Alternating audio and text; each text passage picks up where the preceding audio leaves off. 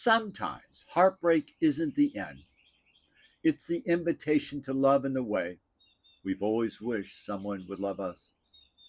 As many of you know, I've been on a long, soulful journey of healing and awakening.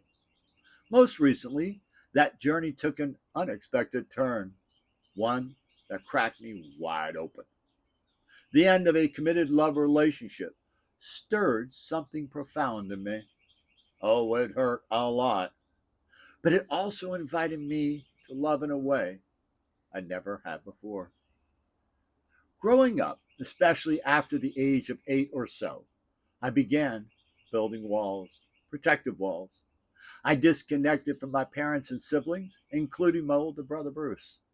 I withdrew into isolation, guarding the pain of sadness, fear, and shame that I didn't yet have the tools to process.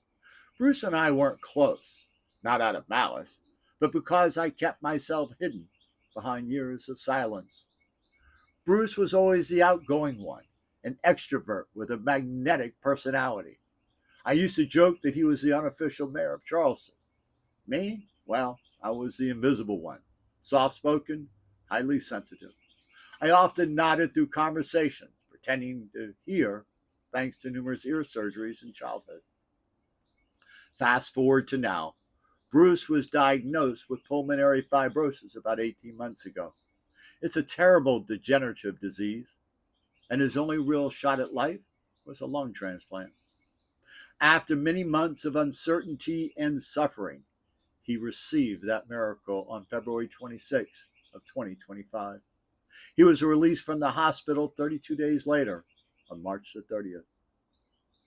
And I was there almost every day, not out of obligation, not out of guilt, but because something in me had changed. I brought him breakfast, TCBY, and vanilla milkshakes. I sat with him for hours, not to check a box, but to show up in love. I consciously chose to love him like I never had before. I stepped out of my old protective patterns of judgment, avoidance, rigidity, and leaned into a new way of being, one rooted in presence, compassion, and spiritual love. Each day before I left, I kissed him on the forehead and told him, I love you. For the first time in our lives, I said those words, and he said them back. He thanked me from his heart. Those moments filled my heart with love and gratitude in the most beautiful way. And I keep wondering if the heartbreak of 11/11 and 24 hadn't happened, would I have had the capacity to love Bruce like that? Would I have shown up in that room with a heart wide open? I don't know. But I do know that life has a way of orchestrating the exact circumstances we need to heal our wounds and grow ourselves back up. As I often say in my neurological intelligence book series, events happen for a reason. But that reason usually only becomes clear in the rearview mirror. It's the hero's journey. We're all invited to it. The question is, will we answer the call? Will we choose to wake up, grow up, show up, and be inspired to give the kind of love we've always wanted and needed?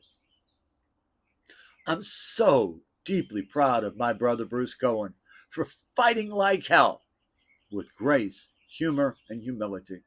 He endured multiple procedures and exhausting recovery walks with the soul of a warrior.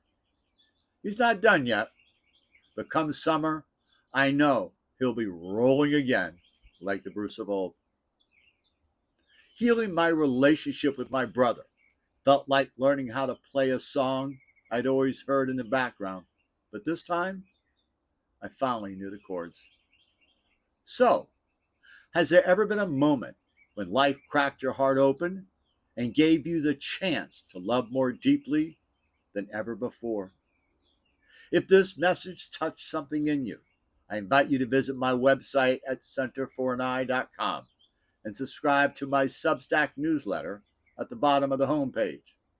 Thank you for allowing me to share my heart with you. With love, Glenn.